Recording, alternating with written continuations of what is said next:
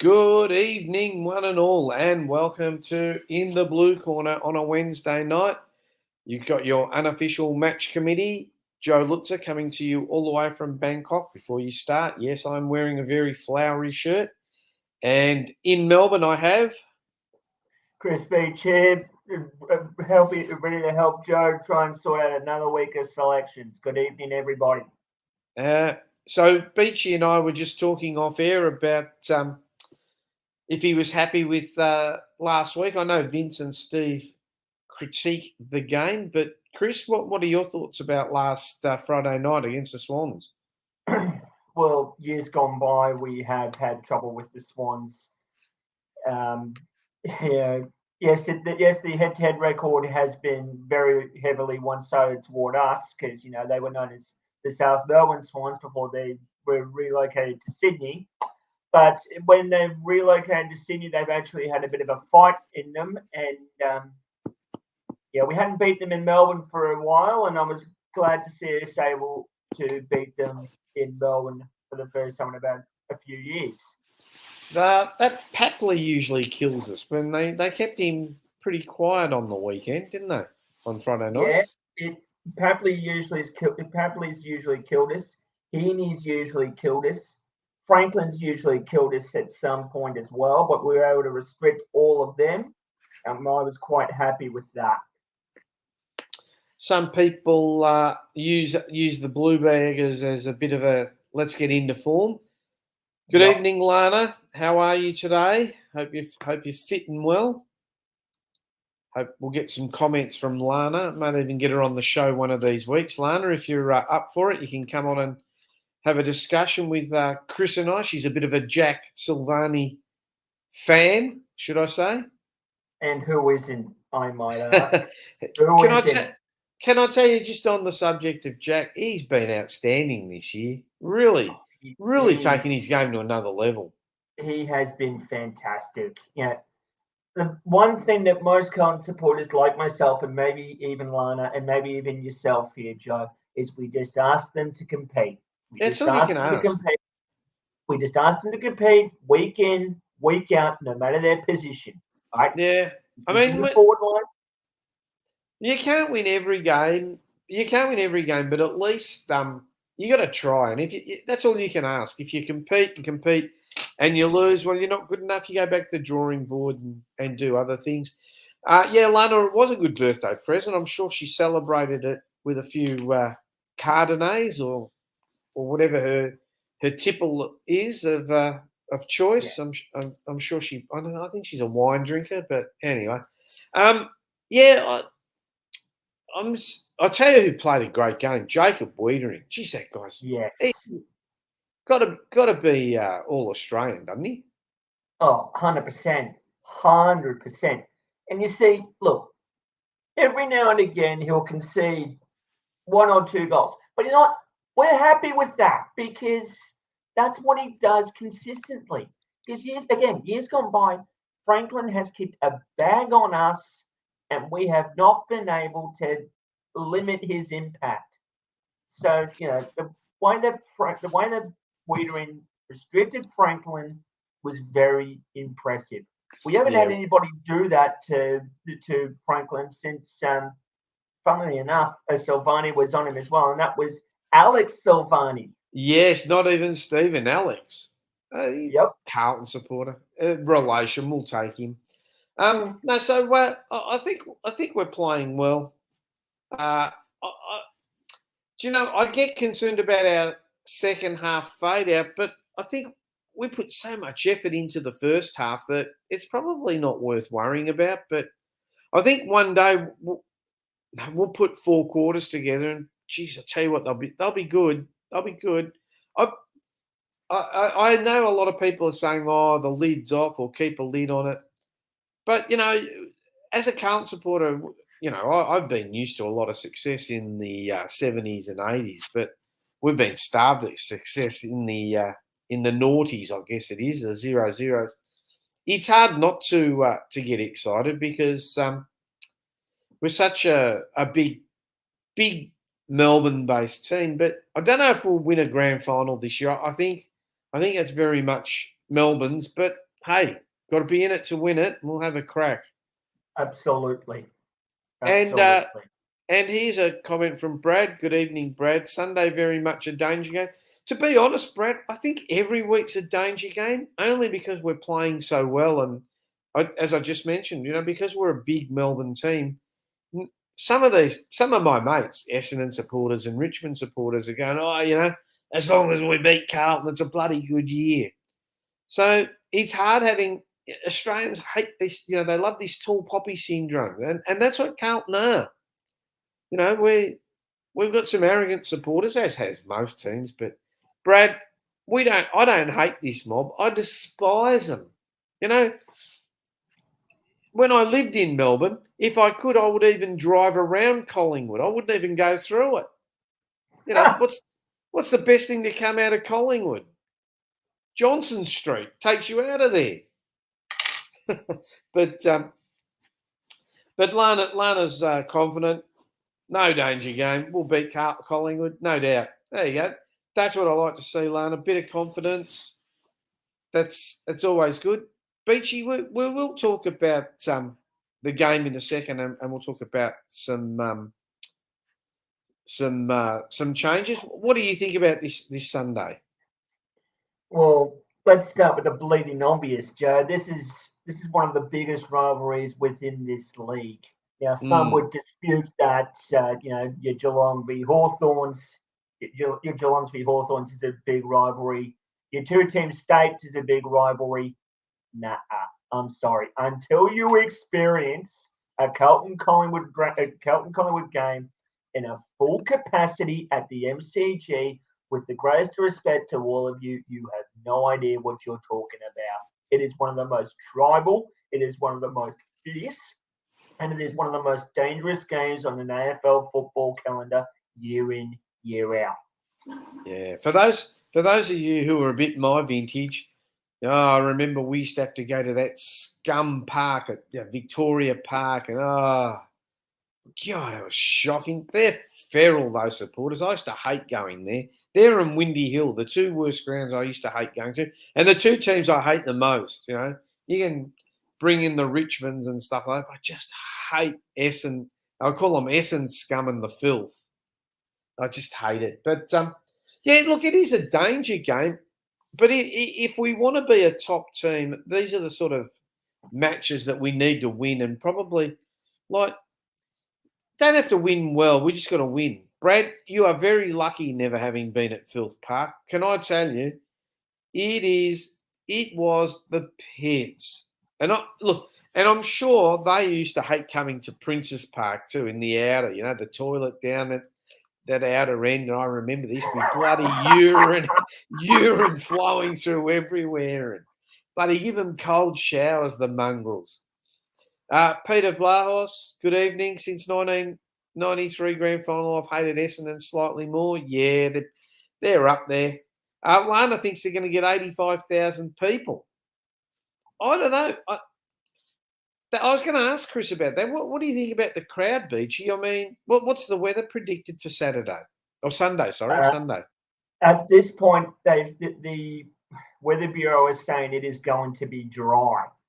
Okay. So, but even so, guys, this is Melbourne we're talking about here. We're not known as the town of four seasons for nothing. Yeah. So we're going to have to be very, very wary of that. Just on 85,000 that Lana has mentioned here, look, I reckon we'll probably get close to that. We might get low 80s, but we'll see how we go. Just talking about Lana, she's written, yeah, I agree. Vic Park was the worst.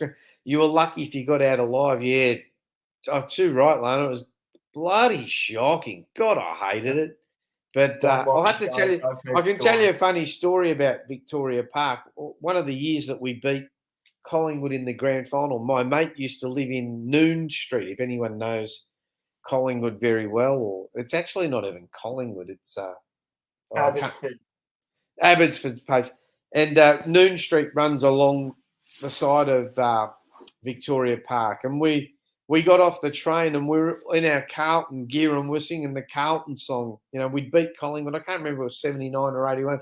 Me and my mate, we got chased. We had to run into his house, and they're banging on the door. My mate's parents barracked for Collingwood. They kicked us out, and there's all these Collingwood supporters out there wanting to beat the crap out of us. But we just said, winners are grinners. But anyway, yeah, I think if Collingwood were probably in the 8, would have got 80, 90,000. But the Collingwood's always, Lana, that they'll probably still won't been on home release yet. So they're probably the ankle bracelets won't let them get a kilometre from their house.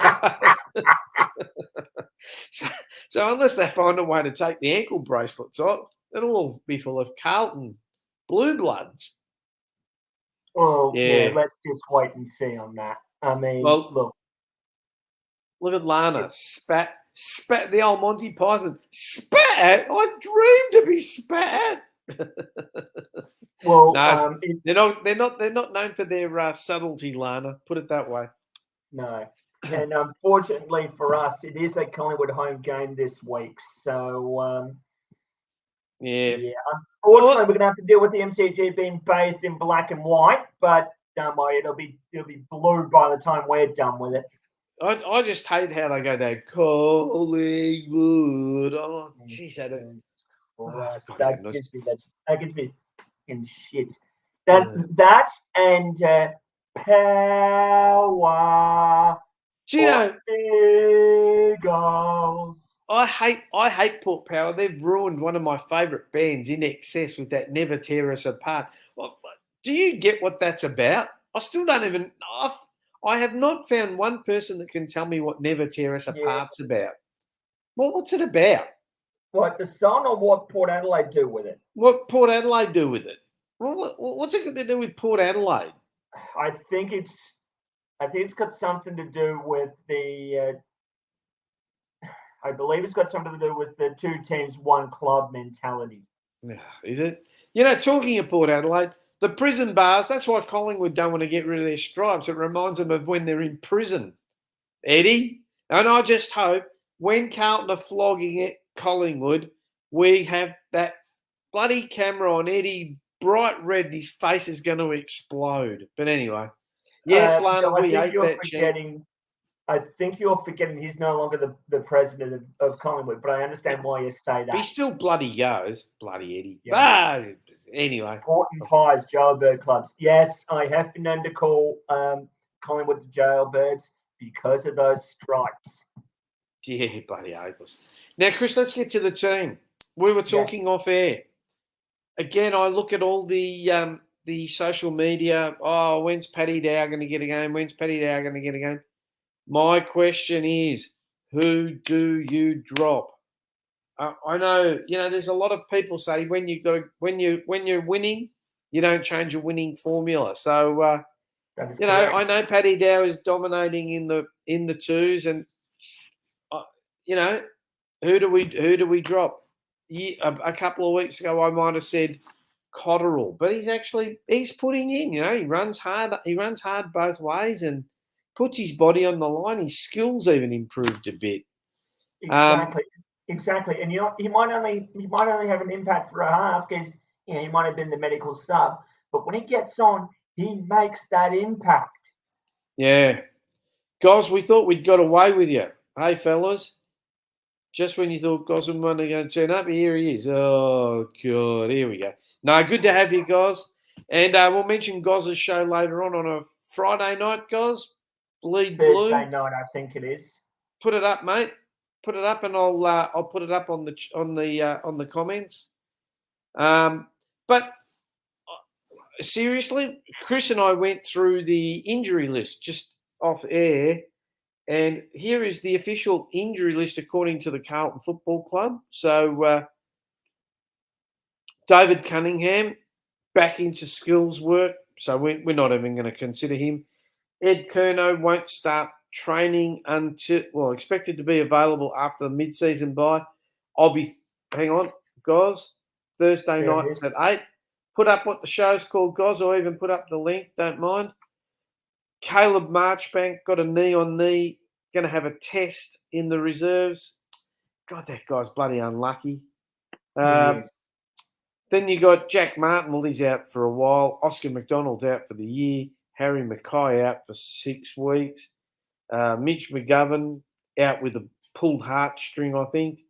Alex Murkov is even out. Jack Nunes. Now there's someone that they may bring in before Paddy Dow. I mean, you got to remember he was in the team before before while we were winning. Sorry. Luke Parks out for 12 weeks. Mark Pitnet out for 3 months, and Zach Williams out for 3 weeks. So my question to you people: if you all want Paddy Dow in, who do we drop? Do we? I've read somewhere that the thought process is they're going to bring Jack Martin as the medical sub and drop Carroll, but I don't know. I don't know. Well, Lana says that he's re-signed for one and will be traded at the year's end. Yeah, I don't know, Lana. Apparently, him and Vossi get on quite well, and I think that Vossi's sort of telling him just hang tough. He's only 22, so yeah, I'm just a bit worried that if Wiedering gets injured, I'm really, really, really worried. I mean, because there's no Mitch McGovern, there's no Oscar McDonald. Yeah, okay, guys. Guys is saying baffled why Dad doesn't get a game. Seriously, who do you drop, guys? You can't just bring it. You got to remember, there's only a number of positions on the ground. I mean, you tell me who to drop, and or tell the team who to drop, and I'm sure they will drop him. But you can't just say, "Oh, he's playing really good in the VFL. We've got to bring him in," because the guys who are in the AFL squad are not worthy of being dropped. Here's something from Peter. I'm sorry, Dow is just an inside mid. Won't cut it against the Fab Five, unfortunately. If there's going to be a change, in Martin out Carroll. But that's my thought, or could be in Nunes out Carroll. But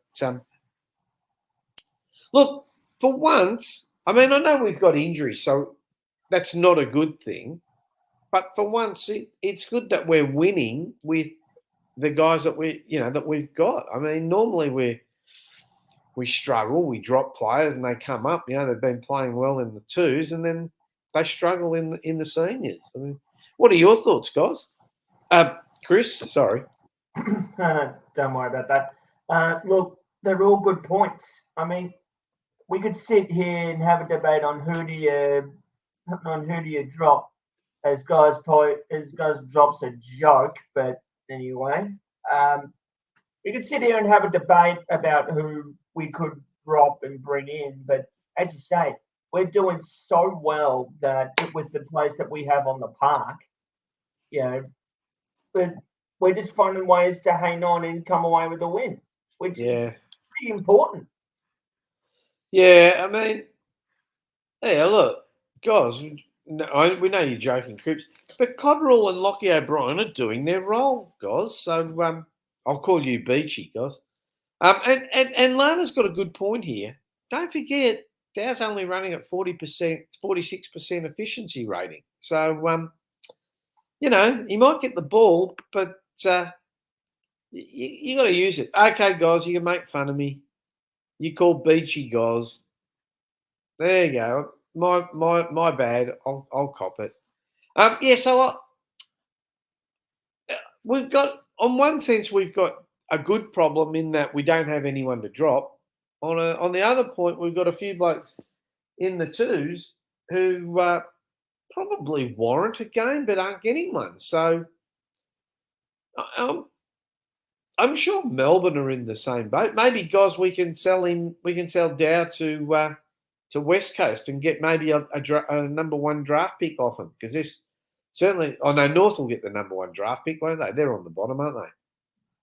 No, West Coast are bottom. It's North Melbourne just above them. Yeah. Well, they're having a good season then, finishing second last. Mm. Yeah.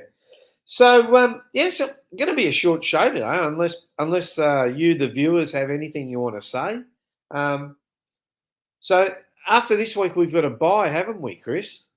We do, but after that, we run Eh, straight to the other end, one of the other enemies, the red Uh, and black. so this week we play the filth. Then we got a rest. Then we got the scum. And Yes. if you ask my opinion, I hate I Collingwood and Essendon just as much, but the Essendon for me are the side that I Yeah. hate the most. Goz has asked an interesting point. Are you on next week? I was going to ask Chris this off air. Isn't the mid-season draft next Wednesday, or is it Yeah, Tuesday? it is. It's June 1st, I believe. Which is Wednesday, and I'm at a board meeting, so I can focus on my parole hearing, guys. Yeah, I wish that happened. We might have a buy too, Chris. I think next week. Yeah, I too think we'll have easy. a buy. Yeah. But hey, I'll tell you who's done well. Lewis Young. Yes, he has. I've I, been I've been very I, impressed with him. I was a bit worried when his first game was very shaky. I thought, but I think he'll be a good pickup. Imagine if we had a fit McGovern, a fit Marchbank, Lewis Young and Wiedering. I mean, then you got Sard. Well, where do you play? Doherty. Stocker, Kemp, Doherty. I mean, we've got some good. Do you know, I would nearly be inclined to play Sard on a wing or even Doherty on a wing because they're very attacking. I mean, Sard gets the ball and just runs. I mean, geez, He he can does. run. He's a Yeah, bloody good and runner. his second and third efforts as well, once the ball is either in the air or on the ground. Now, Yeah, usually he's putting the ball to ground. So, it's his second and third efforts there. But, it's so good to watch him in full flight because he yeah, will give you everything, Sardi.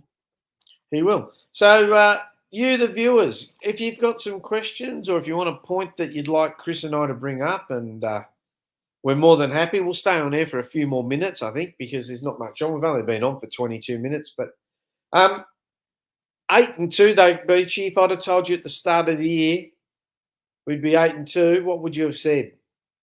I'd have probably been looking for a spot in the mental asylum for you, I reckon, Joe, to be honest, with all due respect.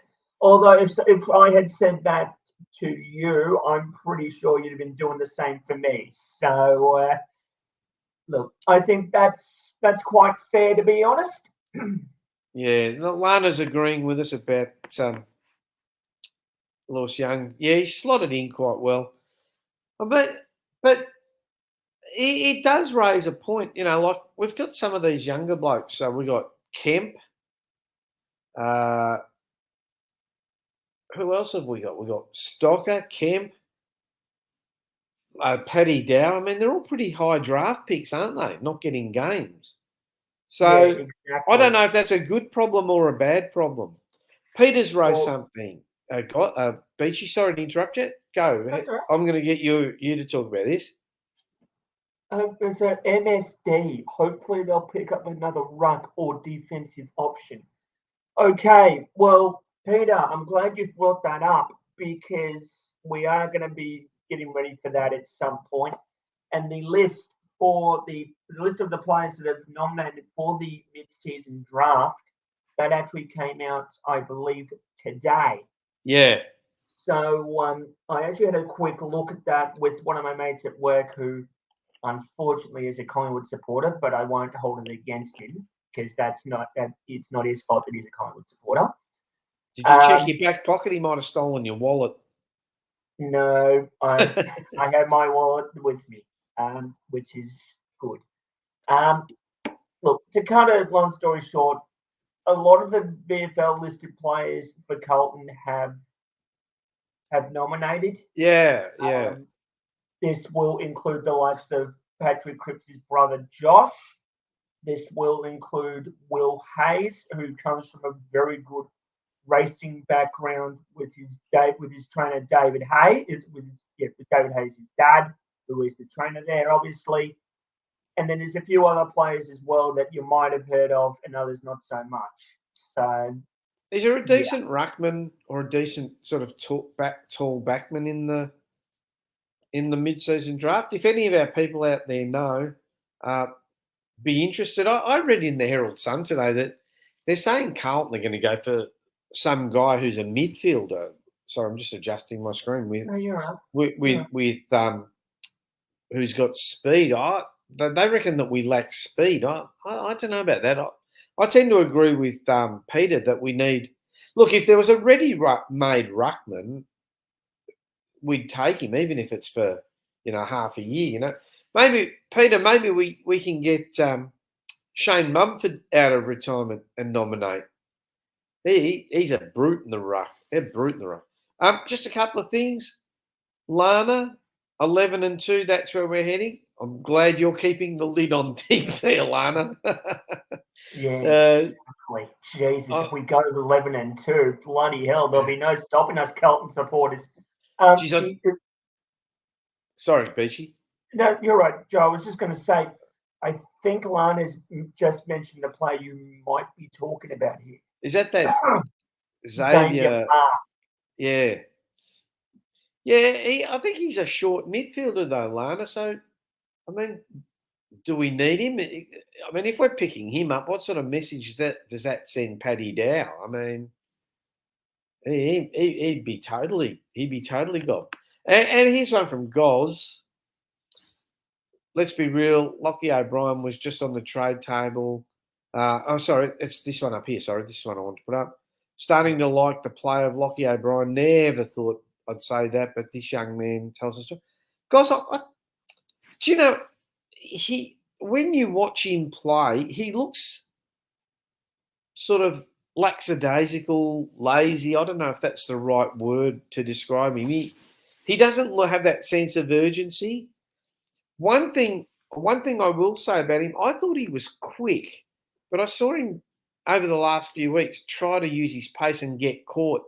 I don't know if he's slow or if that's the other people that are quick, but I don't know. What do you think about Lockie O'Brien? You know, he's gone way past Paddy Dow. He has. Look, Hustle was actually quite okay on Friday night. I mean, it's all about consistency with him now. I mean, yes, he's actually sort of improved his development in terms of where he was in recent years. But again, he needs to find some consistency and just get himself more confidence back to where he needs to be. Yeah. So, Lana agrees with me. That's who I'm thinking of, that Xavier Maher. Like I said, maybe we can get Shane Mumford out for the rest of the year. That'd be good, just till Mark Pitnet comes back. He was a monster, mummy. Oh, and a bully. I used to love him. He was such a bully. But one thing that sticks in my mind, I think it was a GWS Geelong game.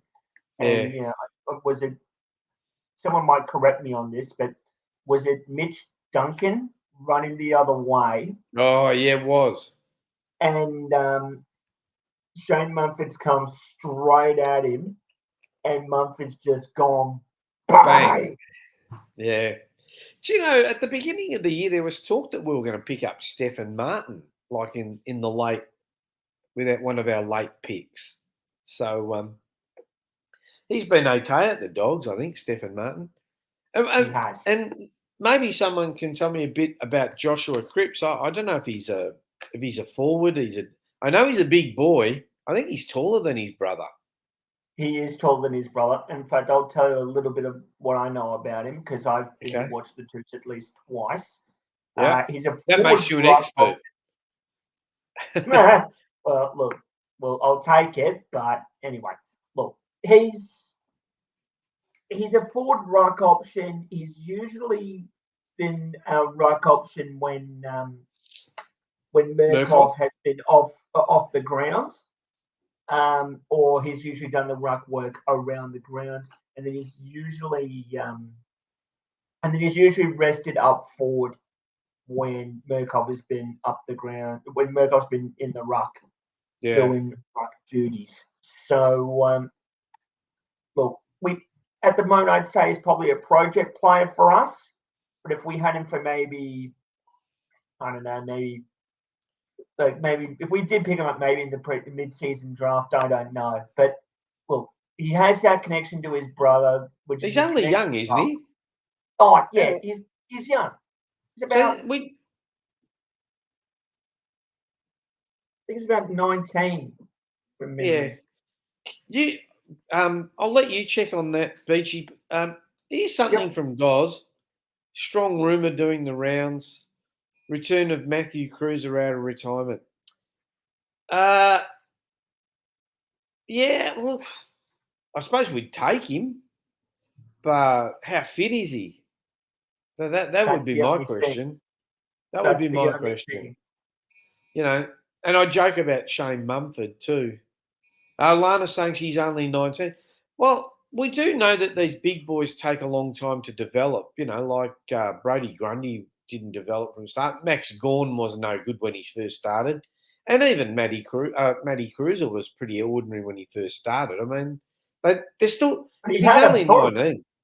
Yeah. But Matthew Cruiser had a boot because in his first year, when he was going for goal, he wasn't missing. He kicked Yeah, the first exactly. 10. He kicked Yeah. the first 10 of his career. Yeah. So you know, Lana, maybe they've probably had a word to Josh Cripps and said to him, look, don't get too disappointed. We may pick you up next year. Do you know, if he's a decent player, bloody West Coast could be desperate and maybe, but I don't think they've got a pick, but they might pick They him up. don't. Say they might put someone on a long term injury list and say, come home. Well, I suppose the West Coast don't have an injury list. They probably have a drug list, don't they? Long term drug list. The old West Coke Eagles. Remember that? Do you remember Yeah. that ABC show? I can't remember who they were. They did the West Coke The Eagles. Chasers, the The Chasers wore on Chasers, that's everything. it. The Chasers Yeah, wore on everything. that's it. Yeah.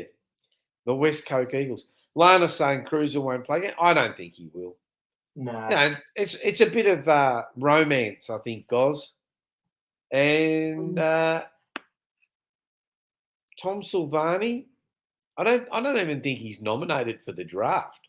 So No, I think he's still quite young from yeah, memory. I don't know how old he is, Goz, but who was the other Silvani we had? Ben, was it? Yeah. Yeah. Apparently Tom's supposed to be the best of the three. That's what my spies at my old alma mater, Xavier College, tell me. They're telling me that Tom is the better player of the three, but Tom is 19. Well, 19. Okay. Well, I don't know if he's ever nominated Goz. So I don't know. Lana, you're big on the Sylvanis. Maybe you can find out for us. You know, through your heartthrob Jack. But I don't know. Let's be honest, right? Has there been a really good player that has been picked up in the mid-season draft? I guess the only one that I can think of is Marlon Pickett, who's still playing. Yeah, I mean, exactly. we picked up Josh. What was his name? DeLuca. Yeah. I thought he was a bit stiff to get delisted. I think he was too short, to be honest. Guys, I'm going to take that with a grain of salt. Next time I'm down at Centrelink, I'm going to tell them to cut your pension, mate. And I tell them that you're getting all this drug money from Hrvatska.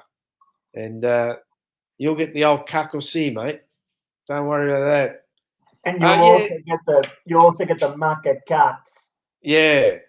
So just one rumour that I want to put to bed. Chris Beach was not behind the Goldfingers fire. He told me off air. He had nothing to do with it. And if they find his fingerprints, he's pleading the Fourth Amendment. Or is it the Sixth Amendment? I have nothing to say. The Fifth. Let's try that again. I was halfway there. I have nothing to say. Maybe it was Goz that set the Goldfingers fire. Maybe. I don't want to start rumours on the show. Goz? Oh, hello. Brad's come to play, Brad. No one would be the drug money from St. Fisher, he's in jail. He can't do it, Brad. Maybe he's hired someone. They owe him money. That's all right. Yeah, probably. Love the comments, Brad. Brad's come to play today. He's come to play. But anything else that the people out there wish to discuss? Beachy and I are here. If you want to put it up, we'll stay on for a few minutes. I'd just like to say, defamation. No. oh, come on, Lana.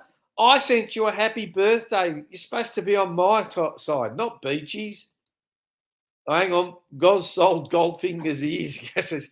Well, I don't know, Goz. Maybe you might have insured it still. I don't know. Well, isn't it supposed to be pulled down? Aren't they having a third? It's abandoned. Apparently, it's abandoned. Well, I heard that there's squatters in there, but my cousin was telling me that site was earmarked for a big high rise anyway, and they were going to be forced to keep the facade. So I don't know. I've told people. I told Goz this off air. Yes, I used to go to Goldfingers. My friend was a bouncer there, so we used to get in for nothing. And he probably knew the same. What's his name? Fisher, Sam Fisher, because my cousin was selling the illegal substances there. So yeah, Lana, that's what I've heard. There was 3 squatters in there, and they're missing. So maybe they said it. Has it been cold? Maybe they might have had an open fire to warm themselves up. If they haven't been roasted already. I certainly did used to run it, guys. That's why I used to not let the lesser likes like you in there. You used to go across the road. But let's get back to seriousness here. We've had our jokes. I don't think there'll be many changes unless someone gets injured.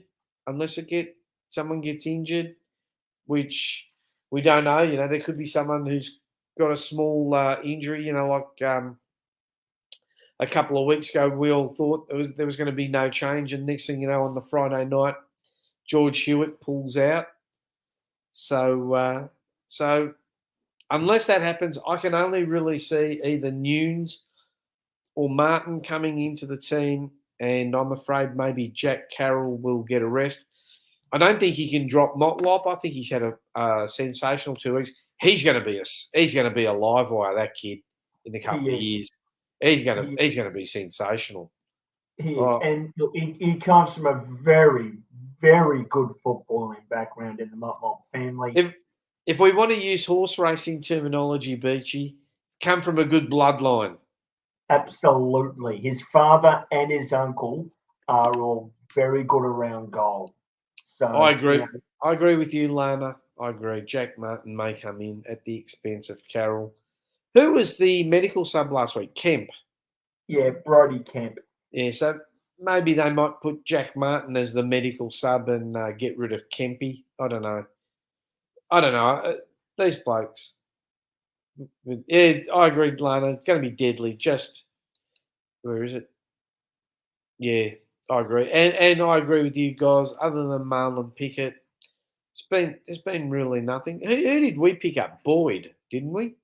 Yeah, Boyd. Yeah. Jordan Boyd. Well, at least he's still on the list, so he can say that. So unless there's anything else to say, we're going to sign off. Don't forget, here at In the Blue Corner, we love every Carlton chat. We don't have any favourites. We don't care. We love the guys at Blue Abroad. Terry Deganey does a great job. Jump and Punch on a Tuesday night. Fantastic show. You got Vince and Steve on Sunday night in the Blue Corner. Goz has just started up his channel, so have a look at that. Bleed Blue Thursday night. Sorry, Brad. Motts. Who's Motts? Motts 3 goals. Oh, okay. Yeah. Yeah, he's going to be a superstar. Yeah, I suppose. Yeah, Murkoff, but he hasn't played any games, Lana. I think he's been picked up as a project player and just promoting Goz. Surprise legend. No, I can't make it Goz. Oh, sorry. Might have someone else. But and the guys on the Blue Corner, they've got some good interviews. And not the Blue Corner, Jumper Punch, Peter Dean. Last week. Yeah, Sid Jackson, Mark McClure. So I'm just going to echo Lana's sentiments rather than just cheers, boys. Cheers, boys, girls, non-binary, and all the rest. Well, before we go, Doug, why don't we do a prediction? What do we reckon is going to happen? Okay, Carlton. I'm going to go. If it's a dry day, 40 points. There you go. Okay. If it's wet, Carlton 40 points. Fair enough. Now, I reckon we'll do them. Yeah. And look, I reckon it's going to probably be a 3-goal margin. I mean, look, Collingwood usually fire up when they play us, so we've got to be a bit wary of that. That said, they did play in the wet last week in Perth. They may have heavy legs after that. So yeah, I'm going to be going on Sunday. So Beachy, there's a $5 note if you run onto the ground at half time with an in the blue corner banner, okay? Or g'day Goz. So here are some predictions from our panel of experts watching at home. Peter Vlahos, I agree with you, 40 points. Lana, 44. Goz, 34. 34. And Beachy, 18, you said, didn't you? Yeah, 18. All We're going to go with 18 points. Yeah. So here we go. Good night. Great show. Thank you, guys. And we will see everyone in 2 weeks. Thanks, Beachy, for coming along. Bye all. Thank you, Joe. See you later.